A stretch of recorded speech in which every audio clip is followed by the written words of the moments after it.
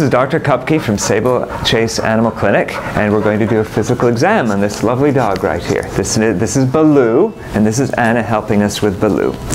So the first thing it's important to do is make friends. You have to make friends. If you don't introduce yourself to somebody, how are you going to possibly get to know them?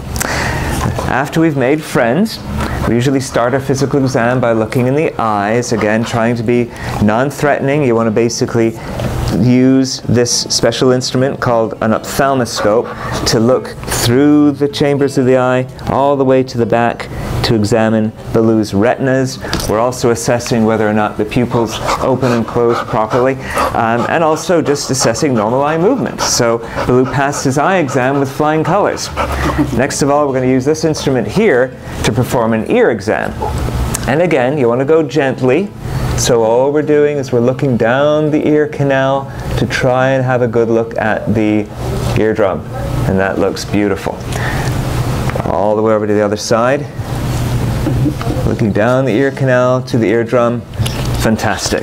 Thank you, Baloo. Next, I usually like to look at Baloo's teeth. Dental health is very important with dogs because untreated dental disease can lead to problems down the road such as kidney disease, liver disease, even heart valve failure. So checking Baloo's teeth every single time you do a physical exam is very important. Baloo's teeth are beautiful, by the way, clean, white. There's not a shred of calculus on them. It's fantastic. Also, I'm looking at gum color, making sure that Baloo's gums are pink, and very gently touching the gums to make them white, seeing how quickly they turn pink again. And that helps me understand whether his cardiovascular output is the way it should be. And it is. It's wonderful. As I'm making friends, I'm also feeling Baloo's lymph nodes.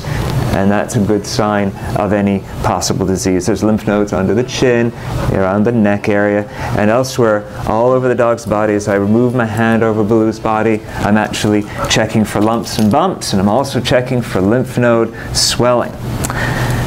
This is a great position to listen to Baloo's chest.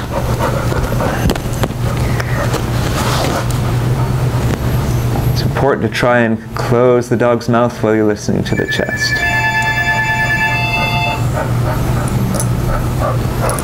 The reason for that is because it's hard to hear the heart sounds if the dog is panting.